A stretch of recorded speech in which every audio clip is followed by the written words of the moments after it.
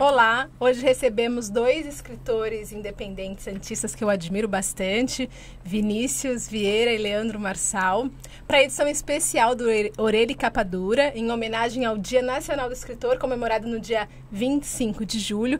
E a gente vai conversar um pouco sobre as obras literárias de vocês e também o cenário literário atual.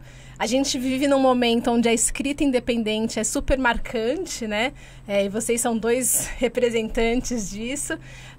Novos formatos também de publicação, novas possibilidades de distribuição dos livros.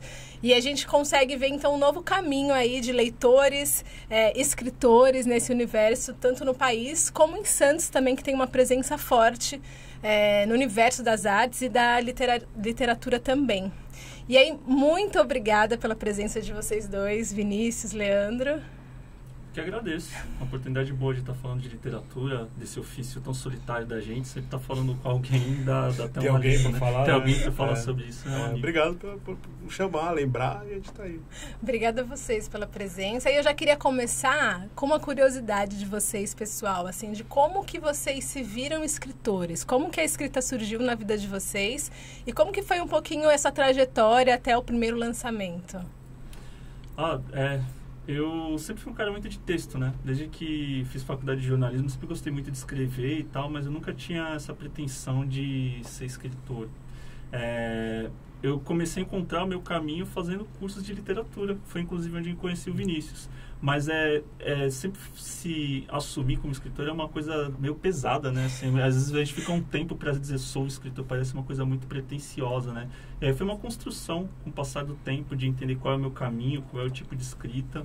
Eu acho que de 2017 para cá eu comecei a olhar isso com um pouco mais de seriedade, assim, de entender que não era só um hobby, que era algo assim que parecia que eu dependia daquilo, que eu me sentia mal se eu não estivesse escrevendo.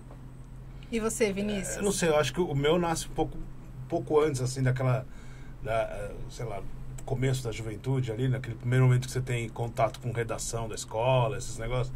E ali naquele momento eu já achava que eu poderia... eu sou muito pretensioso. Eu achava que ali eu poderia ser um escritor, então eu colocava toda a minha sensação de que eu sabia escrever nas redações e tal, eu levava a sério aquilo lá.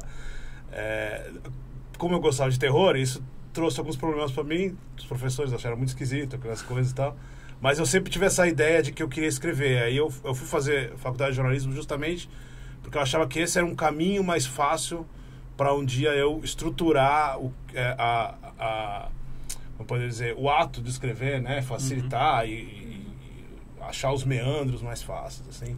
E aí eu fui escrevendo aos pouquinhos uns contos para colocar nas antologias, então acho que foi algo que demorou mais, então, mais orgânico, assim, faz um, faz outro, tem uma ideia, tal, do que justamente um momento em que eu...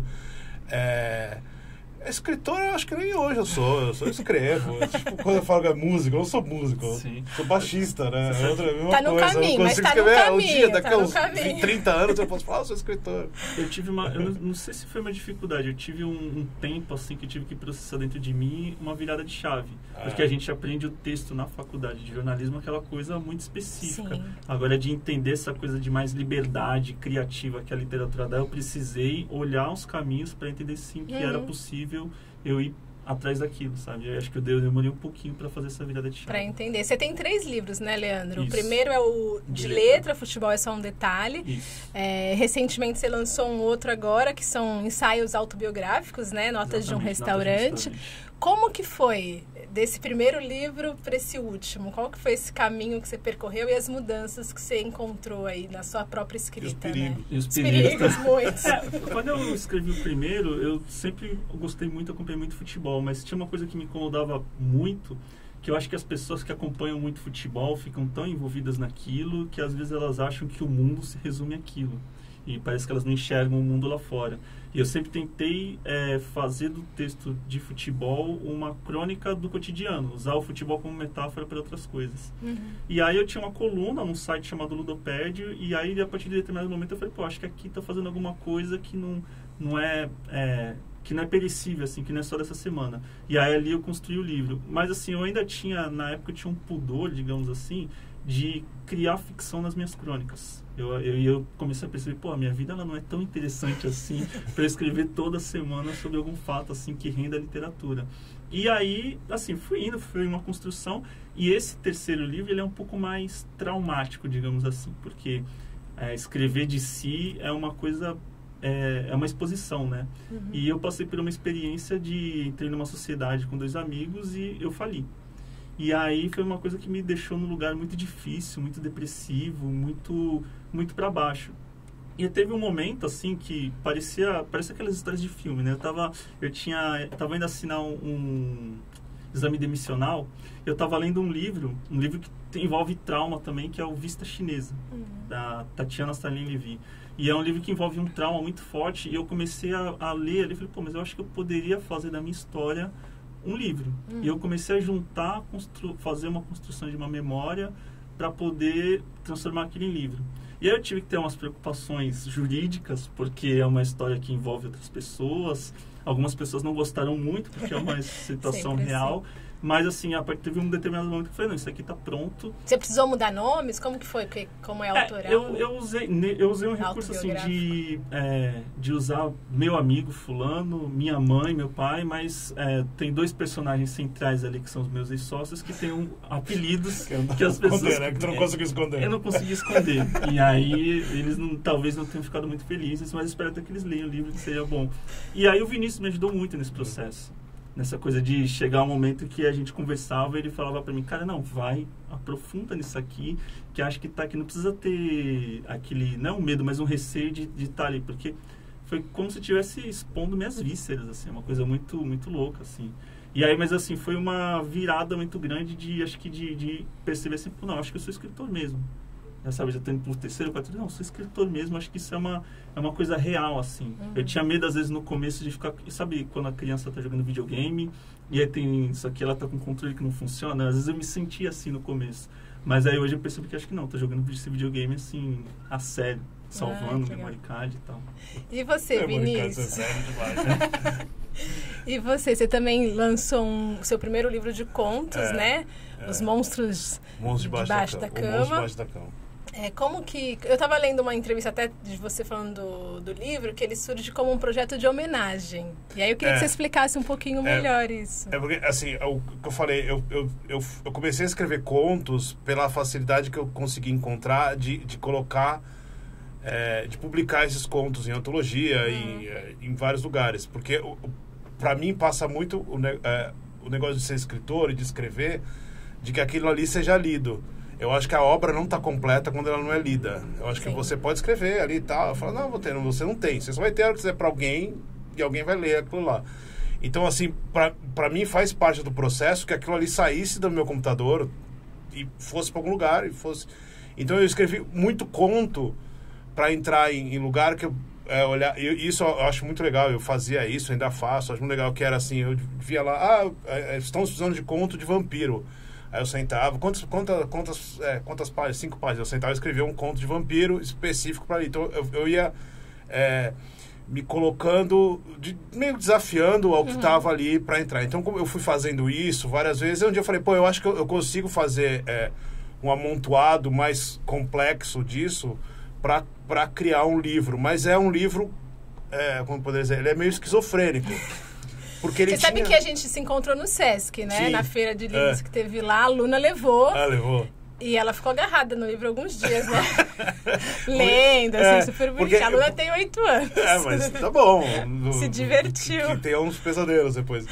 Mas, porque o que eu queria mesmo nesse daí era juntar para ter aquela cara de pulp dos anos, sei lá, 30, 20, acho que até antes, que era um negócio de você pegar o livro e ter um negócio muito, muito descartável ali, assim, que você não sabia o nome dos autores, eram umas histórias pequenininhas, que tinham uns monstros ali e sabe, algo muito, muito pra pessoa, não vai esquecer, mas pra pessoa ler ali, se divertir naquelas 3, 4, 5 páginas, tá tudo bem. E aí, por ter esse formato, eu comecei a catalogar os monstros possíveis e situações possíveis, e elas são muito diferentes, assim. Por exemplo, o Leandro me deu um feedback logo de começo, que eu falei pra ele, quer editar pra mim? Eu precisava de alguém editar que não tivesse muita ligação com o terror. Eu queria alguém que tomasse...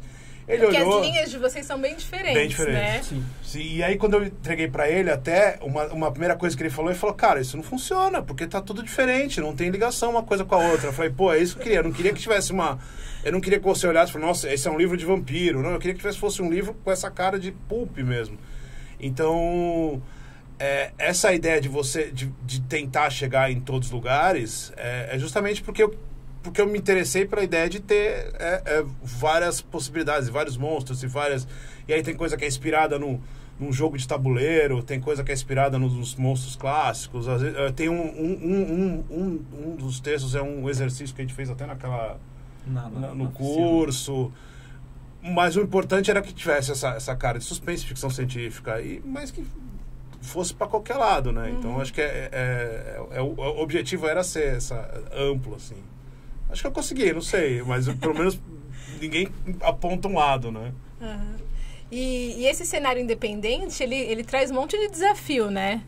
Eu imagino que começa lá no vocês conseguirem de fato ter o tempo de escrever, que imagino que vocês não vivam só da escrita, né? Que seria o ideal, que a gente conseguisse viver nesse mundo, né? Onde a gente não precisa trabalhar com outras coisas. Mas a gente também depois tem o processo da publicação, da distribuição. Como que funciona isso no cenário independente? Como que vocês avaliam isso acontecendo aqui na cidade? O que falta? Caramba, bastante pergunta, hein? Me empolguei. Não, mas assim, quando a gente está muito no começo, a gente está sempre naquela coisa de ir atrás de uma editora, né? Sim. Ir atrás de uma editora e tal, e assim, a gente tem um monte de gente escrevendo, um monte de gente fazendo, e assim, às vezes você pode ter uma qualidade do mundo, mas ninguém vai te olhar, assim, não dá, né? Esse meu terceiro livro, a gente foi uma construção meio coletiva, porque você tem que ter mais ou menos uma noção de como é o processo de construção do livro, né?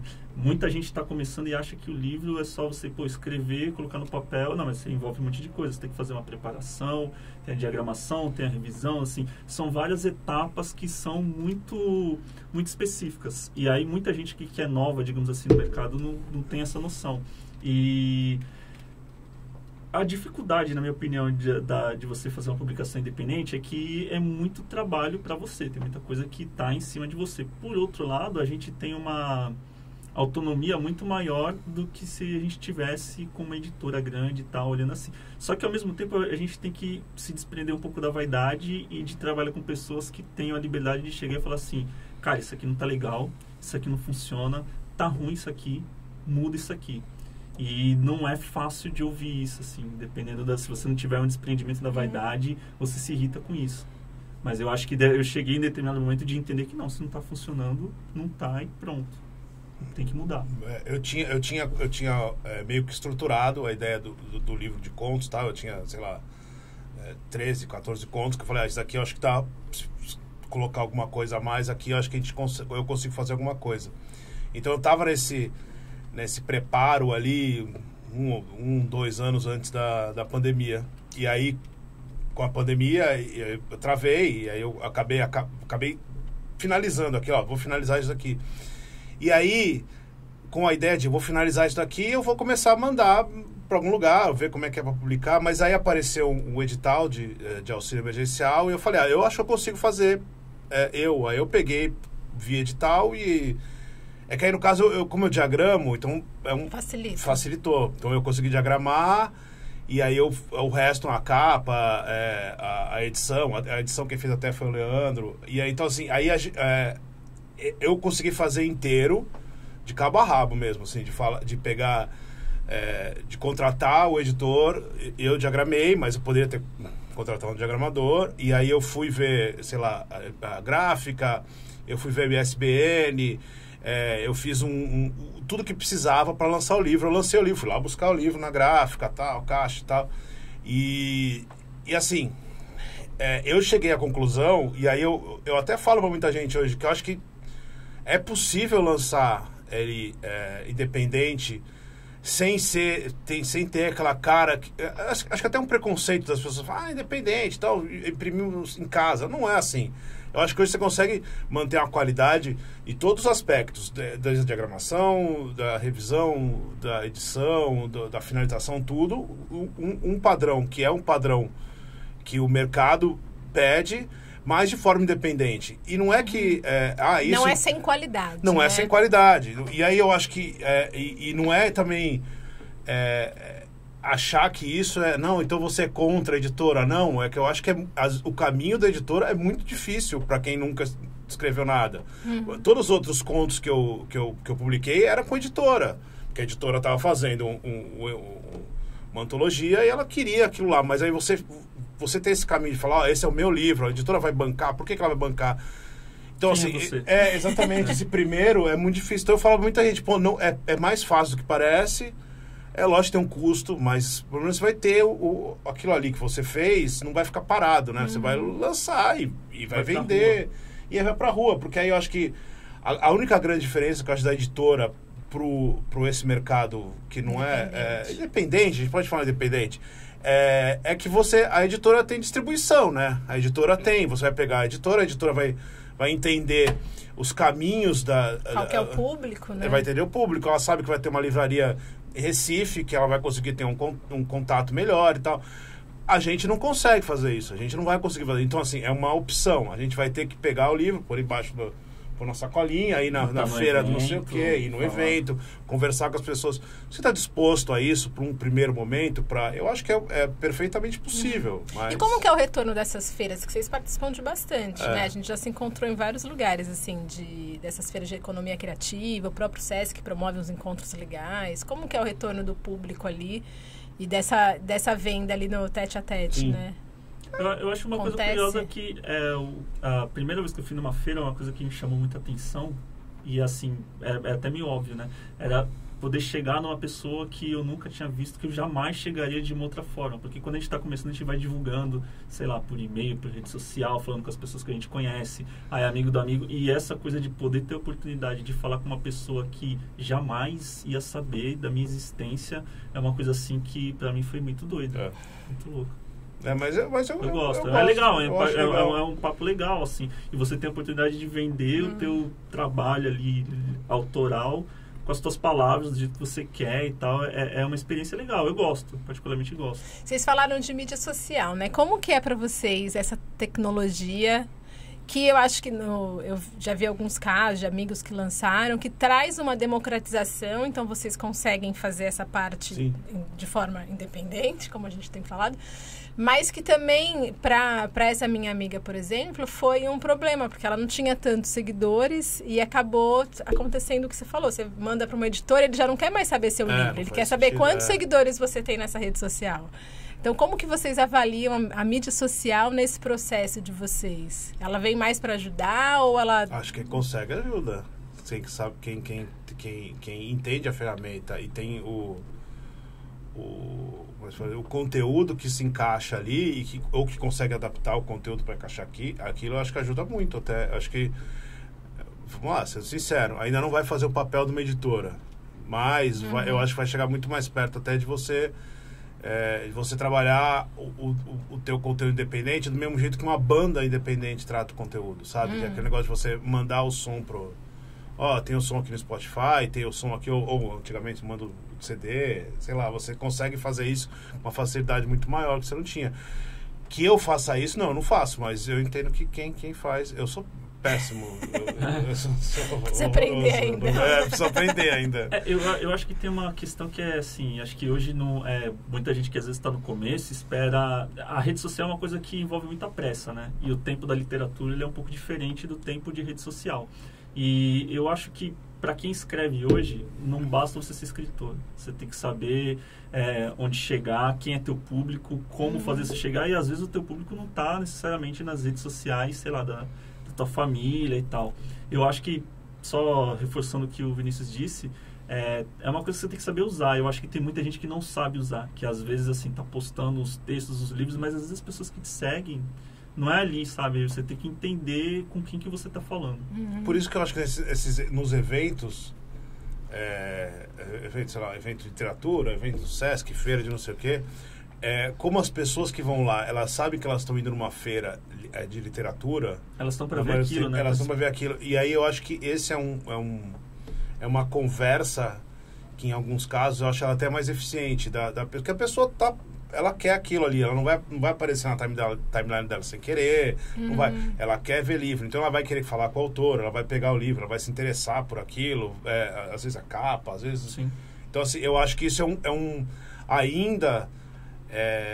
eu acho que pro independente ainda acho que é o meio mais rápido, assim, a não ser que, sei lá, viralize uns livros seu, alguma coisa que você faz de errado, sei lá, o Menino da Mônica lá, você tem um monte de livro.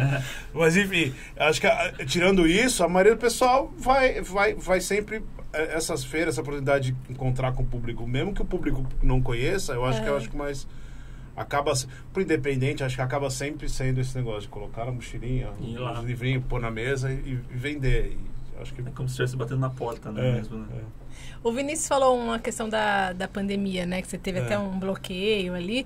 Eu estava vendo umas pesquisas hoje que fala que a gente... o país teve até um crescimento da venda de livros, por exemplo, nesse momento, assim. Em 2021, foi um ano que vendeu bastante. Mas uma coisa que me chamou a atenção nessa pesquisa que eu estava lendo é que dos 20 livros nos principais vendidos, 5 só eram brasileiros. Então, a gente tem esse gosto ainda das pessoas por literatura estrangeira.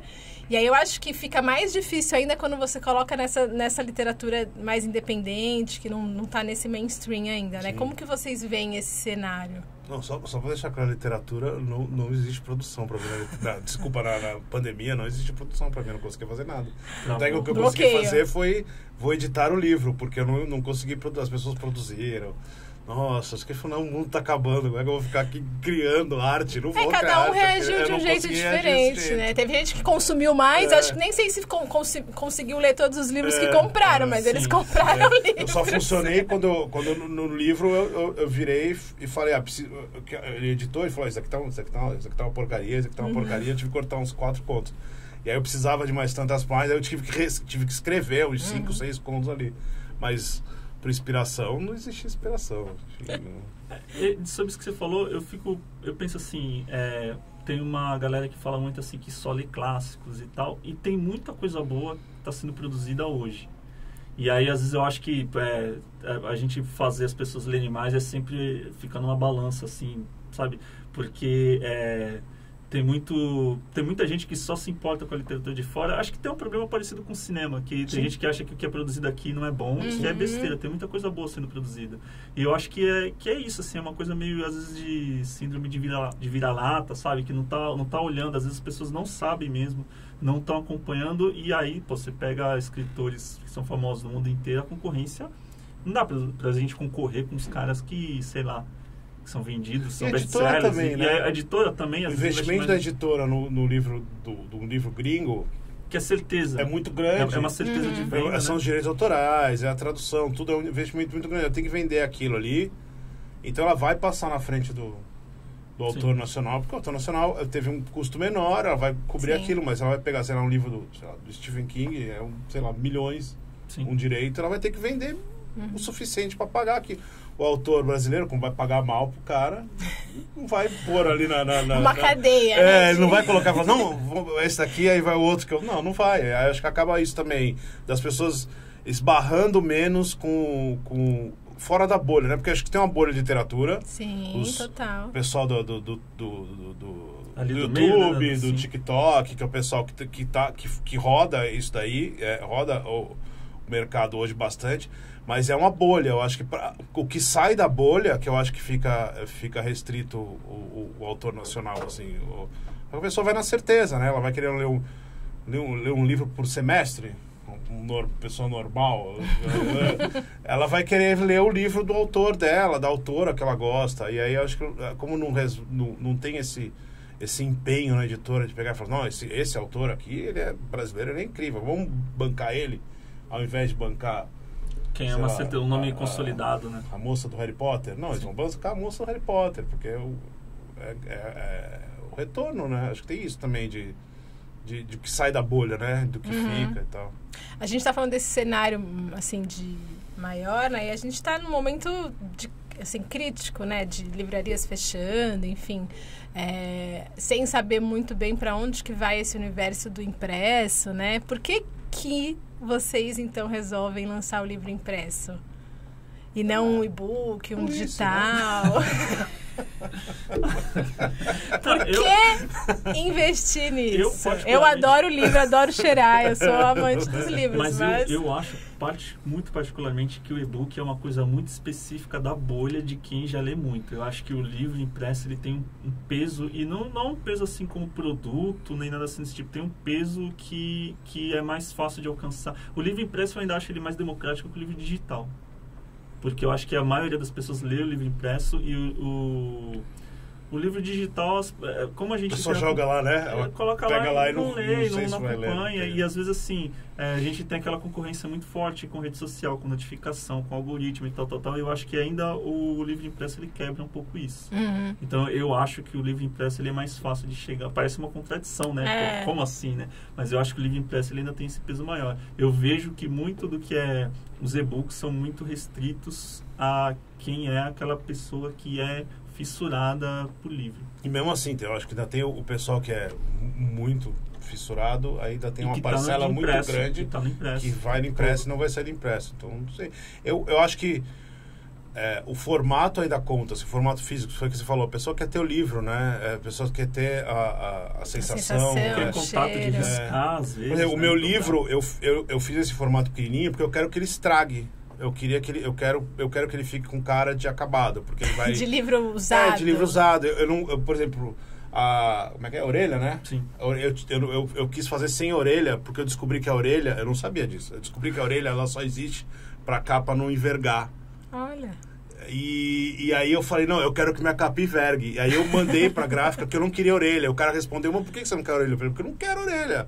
Não, mas o preço não vai fazer tanta diferença. Não quero, eu quero que ela envergue. Porque eu acho que tem essa sensação ainda, as pessoas querem de ver o livro amassado e ver aquele negócio de... E o negócio de colocar na prateleira não é fetiche. Você gosta, é uma memória, assim, né? As pessoas têm foto em casa, as pessoas têm quadro. Eu gosto de ter o livro na prateleira, né? Então, eu acho que tem... Pra mim, porque eu concordo com o Leandro falando assim, eu acho que o digital é muito... Não é um segmento que cresce tanto, já começa por aí, né? Os números não falam que o digital vai acabar com né? O digital tá para acabar com o livro. Alguém fizeram essa promessa. Mas não acaba, uma coisa que então... eu acho que eu leio no digital. Já tive acesso a alguns livros no digital que não teria. Mas eu não tenho tantos livros em casa, mas eu sinto um pouco mais de vida na minha biblioteca de livros impressos do que no digital. O digital, sabe, parece que é só como se eu visitasse o perfil de alguém, um arquivo, não é aquela coisa viva que eu posso ir lá e ter uma história mais para ser contada. Acho que o digital é muito protocolar, acho burocrático até. Eu nem lancei digital ainda o meu. Eu pretendo pegar e jogar lá na Amazon, mas eu acho que não vai ter um retorno e, sei lá, jogar lá pra ter, mas eu gosto do livro, até porque qualquer um que você fala assim, você fala o livro, ninguém pensa assim, sim, aquele quadradinho, fininho, branquinho da Amazon, ninguém vai falar isso, tá ligado? É todo mundo falar que é o livro físico, então ainda não consegui sair disso ainda. E como que vocês acham que vai ser essa próxima geração que tá vindo? Por exemplo, os nossos filhos, como que você incentiva? Você tem filho, Leandro? Não? Tem uma sobrinha que ela já tá lendo assim, já tem... Que essa é a nova geração aí, né, de leitores. Como que vocês têm criança em casa? Eu tento fazer o meu filho ler bastante, assim. Ele tem 8 anos, então também não fiz... Tá no começo ali, ainda tá no momento gostoso. Ele começou a ler os gibizinhos e tal, ele já tem Mas eu sinto que, por exemplo, por exemplo, pela sala dele, ele é um dos poucos que lê. Mesmo que seja gibi, ou que seja, mas tem interesse, ele não tem muitos ali. E dá um medo, né? Dá um medinho, né? Porque, não sei, ao mesmo tempo você vê os números de leitores aumentaram, né? Sim. Os números de leitores, sei lá, juventude ali, dos 12 para cima, pelo se eu não me engano, aumentou. Então, eu não sei, eu queria descobrir o que as pessoas achavam que a nossa geração ia ler mais ou menos. Porque eu acho que a nossa geração leu... Todo mundo achava que a nossa geração ia ler mais. A nossa geração leu menos. Mas eu acho que a gente também é da geração que vem a tecnologia, né? As mídias sociais. E foi num processo muito rápido, uma transição muito rápida, né? A gente perde muito tempo. Não, a gente tá perto. Tá mais ou menos na... Eu acho engraçado isso porque tenho 2 sobrinhas, na verdade, e elas têm o costume de... Elas têm aprendido... Se a minha irmã ver isso, ela vai até ficar brava comigo. Às vezes ela já comentou de como fazer a minha sobrinha ler e tal. Aí eu perguntava pra ela, você lê? Ela te vê lendo? E às vezes eu noto muitos pais e mães assim, falando, meu filho não lê e tal, mas às vezes esse exemplo que vocês têm, cara, eu acho que isso molda um pouco as coisas, isso funciona assim, porque a imagem, eu já vi várias vezes o meu filho tirar sarro de mim, de tipo, tu que fica aí só lendo, sabe? Tipo, virou uma piada, tu fica aí só lendo, tipo, você fica aí no celular, fazendo isso aqui, eu falo pra mãe, eu falo pra ele, fica aí no tablet, e tu que fica só lendo. Então, eu acho que tem eles vão olhar e vão ver que aquilo é algo normal, né? Então, eles vão copiar. É normal ele ler, então pra mim é normal ler também. Sim, acho que isso faz diferença, assim. Eu vejo, assim, né? Talvez, não sei, eu não sou um cara muito otimista, mas eu acho que, atualmente, eu vejo que aquela coisa do patamar do escritor ou da literatura tá no altar muito distante, eu acho que isso tem sido quebrado um pouco mais. Acho que talvez por maior acesso por rede social, por ter maior contato, não tá uma coisa tão distante. Porque eu acho que as mídias sociais aproximou tudo, né? Assim, no sentido de... Porque, por exemplo, como que vocês conversam com o público de vocês que estão ali nas mídias sociais? Vocês já têm uma... Nem o Vinícius não conta. Eu não uso. O Leandro. Não funciona em rede social, não consigo. Eu já aconteceu assim de pessoas distantes que eu nunca... E pra mim é sempre eu falo, caramba, estou sendo lido mesmo, sabe? E eu acho que isso aproxima. Eu acho que isso... eu já fui dar palestra na escola que eu estudei, por exemplo, e você tá falando com a molecada. Eu acho que esse otimismo que eu falei da leitura tem a ver com um pouco disso, sabe? De não estar uma coisa distante. A gente tá aqui andando na rua, vai comprar pão do mesmo jeito que todo mundo, assim, sabe? Mas eu vendi um livro com um menino de 9 anos. Eu vendi um livro, cara. O menino, eu tava fazendo um painel lá no evento que fizeram ontem na Concha Acústica. E tava eu e a Marcela, e o olho do menininho brilhava, assim, quando a gente falava de escrever, sabe? E o menininho queria escrever, ele tava na cara que ele escrever. Ele comprou o livro, o mãe dele. Falei, mas dá pra ele ler? Eu falei, não, agora não vai, pode ler, dá, você que sabe, né? Ele falou, compra. Ele falou, depois eu leio. Aí ele falou, não, vou comprar agora, depois ele lê. E aí ele comprou, ele ficou felizão, assim, com o livro, sabe? Tipo, comprei um livro. E aí isso não tem na rede social. Isso não tem. Então, eu acho que é interessante que a partir do momento que vocês publicam um livro, vocês se tornam referências, né? Inspirações. E aí eu queria até saber de onde veio as inspirações de vocês. Da onde eu comecei a ler? A minha mãe era uma leitora muito... Ela lia muito, assim. Mas, assim, óbvio que ela lia o que estava ao alcance dela e o gosto dela. Minha mãe tem 75 anos, então ela nasceu no final dos anos 48, então ela pegou todos aqueles livros dos anos 70, 60 ali, que é aqueles negócios, aquelas coleções da vida e tal. E aí eu lembro que logo no comecinho ela tinha aqueles... Era um catálogo que vinha, e aí você comprava os livros, e aí você pagava não sei quantos por mês, e aí você podia encomendar os livros, eles chegavam. E eu comecei a ler justamente porque ela comprava os dela, ela dava o catálogo na minha mão e eu comprava o livro esse aqui, eu quero esse aqui, eu quero esse aqui, esse aqui, Bebê de Rosemary? Bebê de Rosemary. E aí nessa catada, assim, eu li muita coisa ali no começo começo da juventude, aos 10, 12 anos. Bebê de Rosemary com 12 anos, né? Que errado. E aí eu fui lendo ali porque ela lia, porque eu via alguém lendo, né? Eu via ela lendo. E ela me permitia falar, compra o que você quiser aí pra você ler, vai lendo. E aí eu fui comprando sempre dessas coleçõezinhas, sabe? Dos catálogos. Sempre de terror, né? Mas tinha um catálogo assim. Não é sempre terror. Eu li muito Agatha Christie. Legal. Eu li muito uns livros, aqueles livros juvenis, que você tem cara de, eu preciso falar com esse público, porque tava no catálogo ali. Sim. E aí eu achava interessante, eu lia. Então eu lia muito, assim. Mas eu achava mais legal de terror. Eu fui aos poucos indo pro terror. Você sabe que eu aprendi a ler com o gibi da Turma da Mônica. Não, também, lógico, gibi. E aí eu tava ali, mas assim, eu nunca tive aquele acesso a livro. Eu sempre achava que, quando era muito novo, que acesso a livro era muito difícil. sabe? Não tinha a biblioteca da minha escola não era grande coisa, assim. E aí, eu acho que quando eu entrei na faculdade, aliás, 1 ano antes de entrar na faculdade, eu comecei a perceber que ler livros, acho que seria uma coisa que poderia transformar um pouco a minha vida, assim, o meu entorno. E aí, assim, eu comecei a virar um leitor, assim, mais regular depois da faculdade. Até a faculdade não era um leitor, assim, eu lia um livro aqui, outro ali, era uma coisa mais espaçada. Eu já me sentia confortável com o livro, eu tinha que estar lendo o livro. Sabe, Sim. assim, eu não conseguia... Ficar sentado lendo o livro, né? sentar lendo. Não li 2 dias, tudo bem, mas o livro tá lá. Eu estou lendo o livro daqui. Eu sempre tive esse negócio desde pequenininho, assim. Por causa de gibi, né? Eu lia muito gibi menor, então eu tinha costume de estar lendo. Então foi só piorando minha conta bancária, né? Só piorando. E aproveitando que a gente está nesse momento que eu lia, o que vocês liam, o que vocês indicariam para as pessoas hoje? Assim, além dos livros de vocês, que a gente vai indicar, vai aparecer foto... Eu começo? Intelectual, o meu é só bobagem. Caramba, tem que pensar aqui. A camisa do Machado, acho que Machado é uma indicação até óbvia. Putz, pensa aí você. Mas geral, assim, geral? Geral, atual, geral, contemporâneo. atual, Ou o que vocês estão lendo no momento? O que você está lendo no momento? Eu tô lendo no momento a biografia da Rita Lee. É muito boa. Muito boa. Mas eu tava lendo, acho que eu passei os últimos meses lendo uma escritora chamada Annie Ernaux, que tem uns livros assim bem fininhos que contam alguns episódios da vida dela, mas que a partir de um episódio da vida dela, ela conta um panorama assim da França. Eu gosto de biografia, mas eu não sei a última que eu li, não é? Tem sempre alguém que fala isso. Não, eu tô lendo um livro chamado O Amigo Imaginário, que eu não sei lá falar o nome do cara, mas é o cara que é um cara famoso, Chopal, não sei lá pronunciar o nome dele. É um livro meio de terror, assim. Mas aí acontece que, por exemplo, eu leio uns 3 ou 4 livros ao mesmo tempo. Porque eu sempre vou estar lendo um livro divertido, que eu estou me divertindo, terror e tal, eu sempre vou estar estudando alguma coisa muito provavelmente relacionada a cinema, e aí eu sempre vou estar com alguma outra coisa técnica, um livro chato.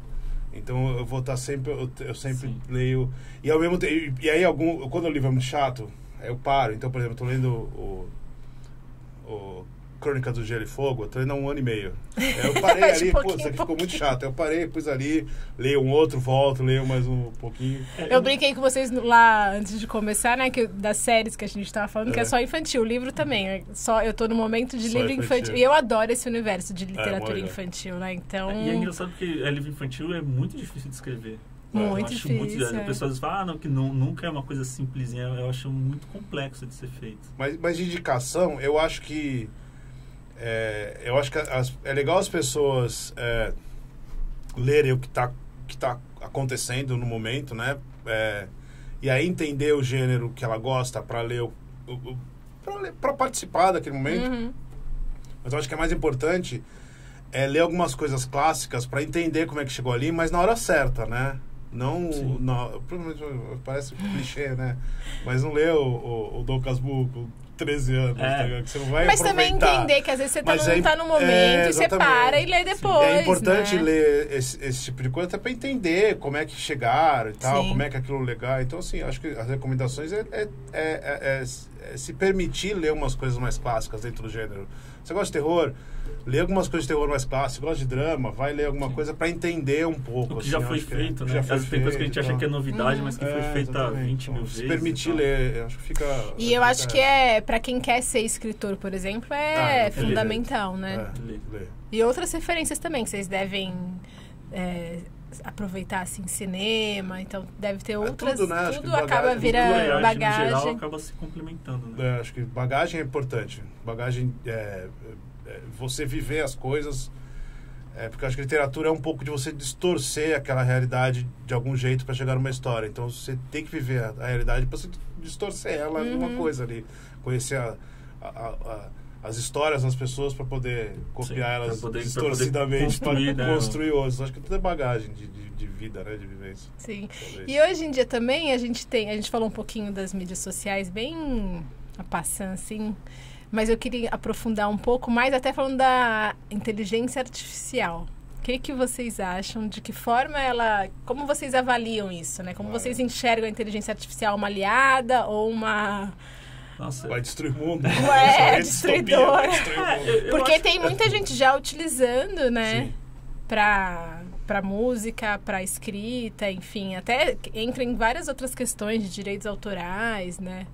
Eu sou... Vou parecer meio que vou ficar em cima do muro. Eu não acho nem que é um apocalipse, igual algumas pessoas pregam, mas eu também não acho que é a salvação, igual eu vejo muita gente. Tem uns textos assim que você entra e fala, nossa, isso vai transformar e tal. Eu acho que em termos de literatura, acho que não tem como... A inteligência artificial ela não é capaz de imaginar. Ela, na verdade, ela, pelo menos para produção de texto, ela copia e traz referência de coisas que já foram feitas, né? E não sei, eu acho que vai dar uns probleminhas com questão de emprego, mas acho que escritor ainda vai escritor eu tenho certeza na literatura absoluta, a gente ainda vai continuar ali, porque não tem como. Acho que até para jornalista, acho que é a parte de escrita das experiências que eu tive. Vocês já experimentaram? Já, eu fui tentar até para ver o limite disso, eu fui e o resultado em termos de imagem tem coisa que passa ali, principalmente aquele negócio de você acrescentar os cantos das imagens do Photoshop, é realmente impressionante. Mas em termos de escrita, o resultado nunca sai decente, essa é a verdade. Ele pode até sair ali alguma coisa ali que vai ter que contratar um ser humano e o ser humano arrumar, e isso em termos de um texto mais técnico, né, jornalístico até. Mas em termos de literatura, o resultado nunca sai. É muito burocrático, né? Uma coisa assim, fica um negócio, esquisita, né? Porque, tipo, escreva como Machado de Assis. Vai ficar um Machado de Assis caricato, né? Não vai ficar aquilo... Não vai, porque Machado de Assis não escreve igual Machado de Assis, né? A gente que vai olhar, a gente que tem que analisar. Quando ele estava escrevendo, ele não escrevia igual o Machado de Assis, ele escrevia o estilo dele. Aí você hoje vai pegar, é caricato, ele vai... Não fica... A inteligência artificial... Não tem a mínima... medo de inteligência artificial para literatura real. Assim, e sempre aparece assim, teve tal livro que o pessoal lançou com todo feito em inteligência artificial. Volta e meia aparece uma coisa dessa. Aí você vai ver assim, cara, quem leu? Ninguém leu. Tem um fotógrafo, né, que fez uma imagem por inteligência artificial, mandou para um concurso, ganhou, a foto ganhou, e depois ele falou que, de fato... Eu acho que a imagem está mais adiantada nesse sentido. Tem menos nuance, né, às vezes.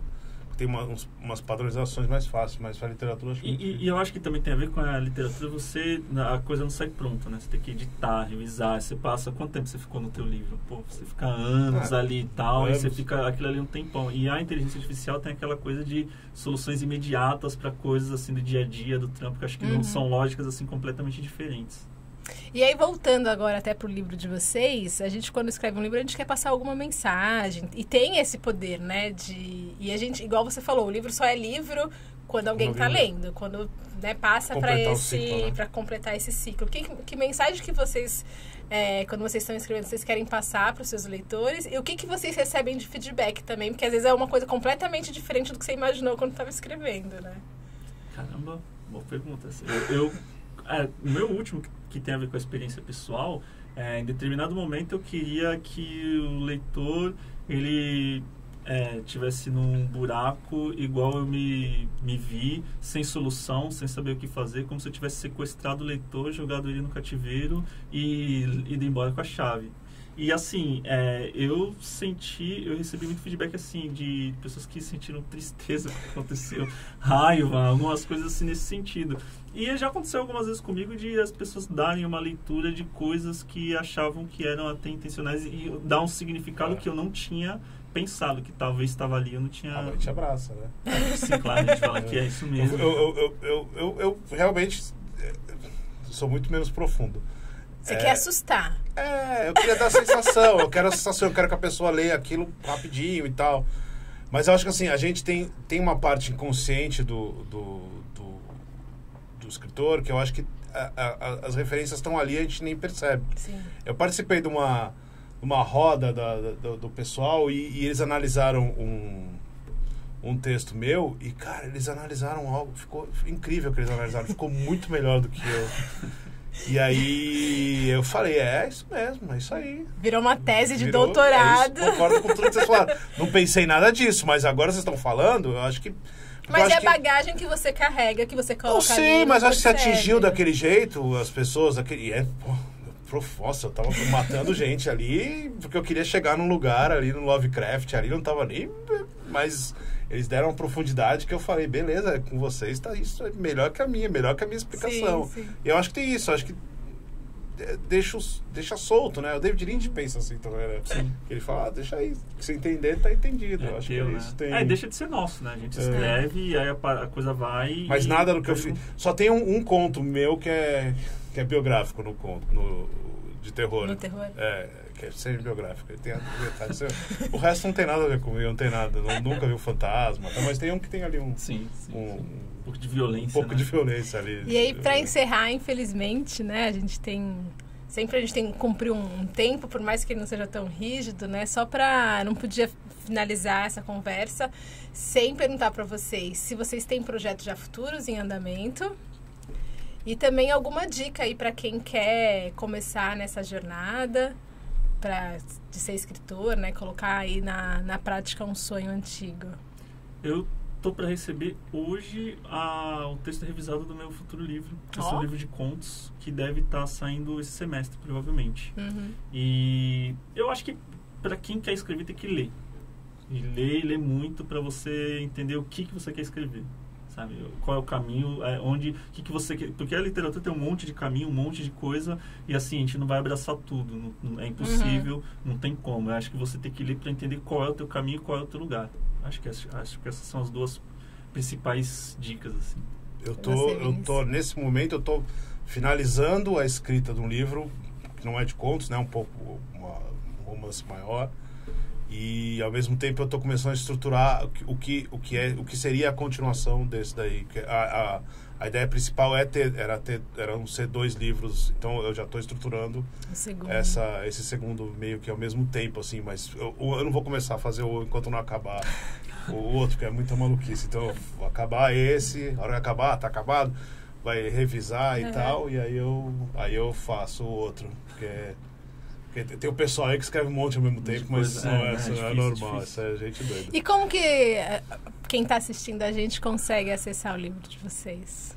Tem rede social para passar? Aproveita, faz um jabá. Tem um blog que é tireidagaveta.com.br e lá tem um link para falar diretamente comigo e comprar de mim. Mando já com a dedicatória e tudo mais. Às vezes eu entrego até pessoalmente. Se for em Santos, né? Facinho, rapidinho. Eu tinha mais estruturado, eu tinha feito um QR Code, mas esquece. Então, é mais fácil procurar no Instagram, Vini C. Vieira Oficial, e aí pede e aí eu mando o QR Code, paga, levo em casa, envio. Uhum. Acho que o jeito mais fácil é esse, né? Acho que eu não tenho, porque eu tinha feito no meu site lá, um negócio, clicava lá, digitava, mas deu muito trabalho, não foi pelo Instagram, então. Me procura no Instagram, que eu acho que é mais fácil. Todo mundo só usa o Instagram hoje, né? Sim, então, sim. Procura no Instagram, Vini C. Vieira Oficial. O site é uma coisa antiga, Vini C. Vieira Oficial. Então, aí me procura, pede, eu mando, envio, tá tudo certo. Muito obrigada, Vinícius, Leandro, por essa conversa. Espero vocês no próximo, pra gente divulgar também os novos lançamentos que estão por vir, que vocês acabaram de falar aqui pra gente. Espero que vocês que nos assistiram até aqui tenham se inspirado, quem tem aí um sonho, né, de começar a escrever, e colocar isso na prática, que é possível, né, de forma independente, mesmo com tantos percalços pelo caminho. Eu acho que esse retorno depois, esse feedback é divertido e vale a pena, né?